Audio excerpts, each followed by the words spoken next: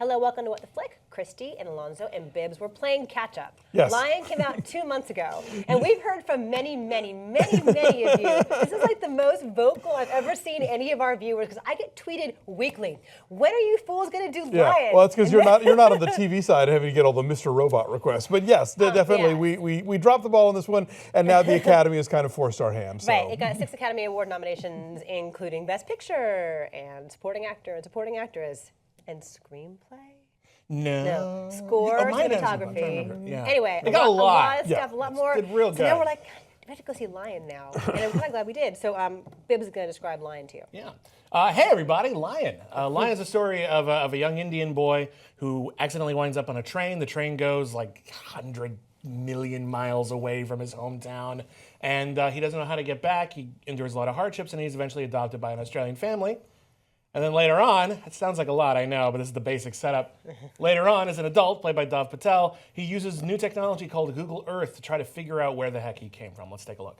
इधर जा मत, मैं कल का काम निपट के आ जाऊंगा। Guddu, Guddu.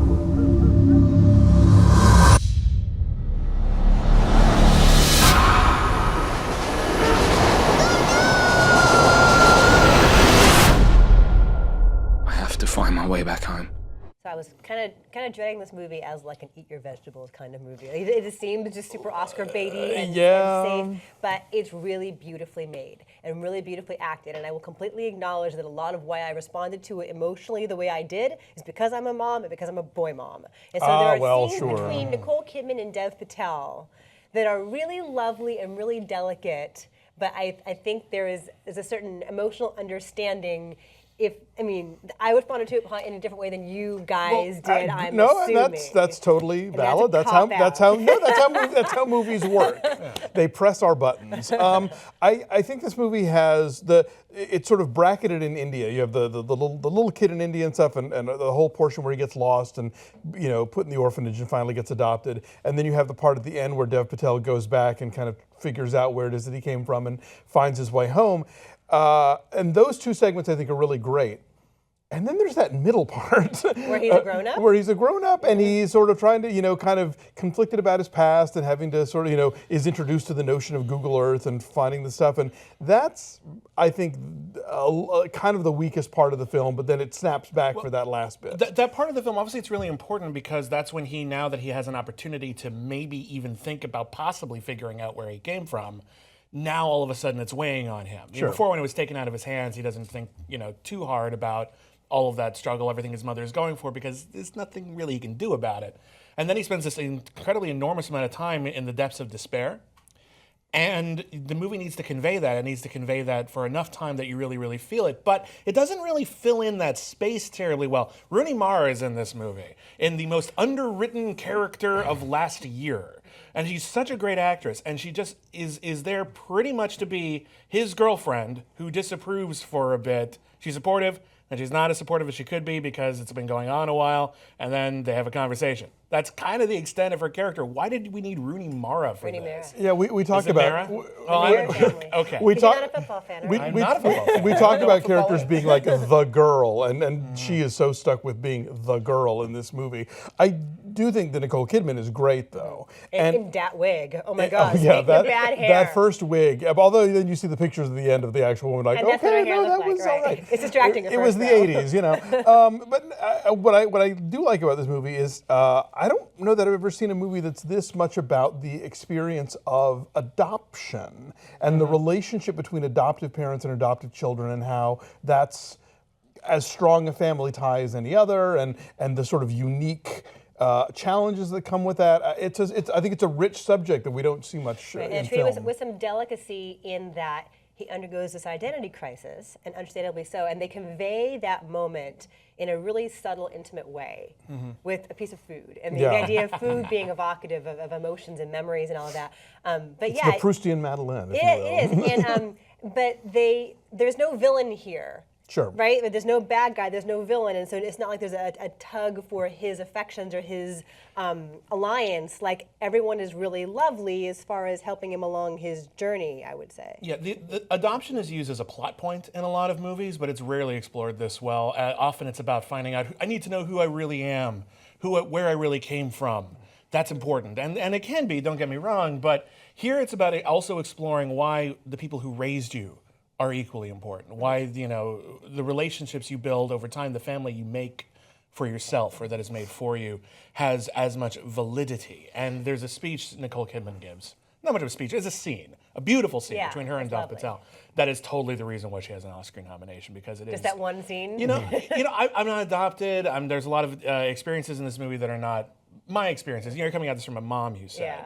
Yeah. This isn't my experience at all, but what the beautiful thing about Lion is, as schmaltzy as it maybe can get, and as maybe as dry as it can be, a bit in the middle, I felt someone else's experience, and I think that's valuable.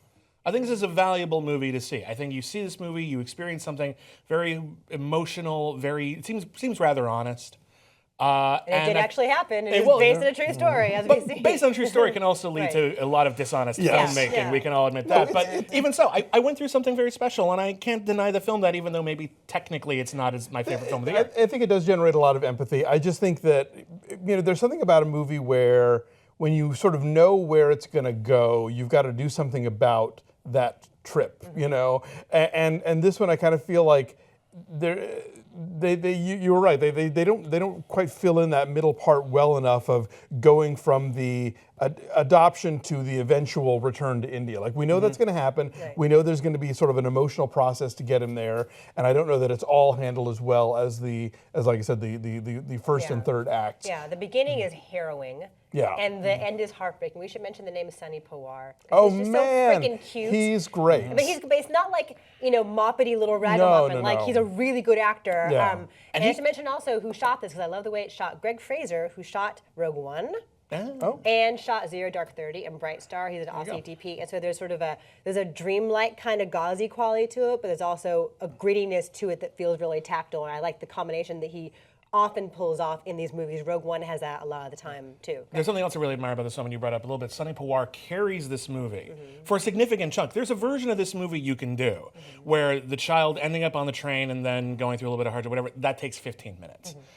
The movie really lets that sink in. It really puts you in that experience, and it's almost like a 2-act film in some ways. He's acting on his own for much of that time. Yeah, he does a great job. Like, any actor would be proud of that performance. Like, he does a really good job, and the filmmaking is not ultra conventional right there. They're actually taking a few chances with the way that they're structuring their story. This isn't the Disney version of this film. Oh, no. It touches on some very dark stuff that is it handled with a delicacy that, like, you could watch this movie with a kid and they wouldn't get that. That one scene, yes. Yeah. That's about, yeah. But the thing about Dev Patel, you mentioned how he goes through a lot of emotional turmoil. I don't know if it's how he's filmed or how he was directed, but he suffers so photogenically in this movie. He's hunky in this film. Up for it. But it's like he's doing a magazine spread about he can't help how turmoil. Handsome he is. He's very handsome so good looking. Promoting his Tom Waits cover album. He's super good looking, but I mean, he's also he's filmed in such a it's a little much. He gets a little dirty when he gets into his obsessive close encounters period of his life, where he's holed starts in, looking like the Unabomber. doing his research. he gets scruffy, but still handsomely scruffy. Yeah, scruffily handsome. But no, there's good stuff here, and I don't know that I would have put it on the Best Picture list, but it's the Oscar, so what are you going to do? Yeah, it's a safe pick for Best Picture. Yeah. But so, what's your number then? I say 6.5. I think it's fine. It didn't blow me away, but I think there's some good stuff in here. Yeah. I say 7.2. Again, emotionally, it's gangbusters, but structurally, as interesting as it can be, it really kind of flatlines a bit in the middle, and I can't quite reward it for that. I'm saying 7.8. I sat on the couch and I cried. I'll admit it. So our number is a 7.2, and it is way high up. It's like, what, 90s, 80s? I didn't look it up. Anyway, we'll look up the tomato number. It'll high. be the it's thingy. high. People like this movie. So I don't know. Is it gonna have another little theatrical run? Now I think that it's expanding, right? Yeah. It's I probably think out there. I think it had its first big expansion this past weekend, and now obviously post nominations are going to. I'm sure they'll be pushing it out more. So it will be around you, and that doesn't pretty much if you live near an AMC theater, don't they do that thing where they over the weekend they run like all the Best Picture nominees? Do they?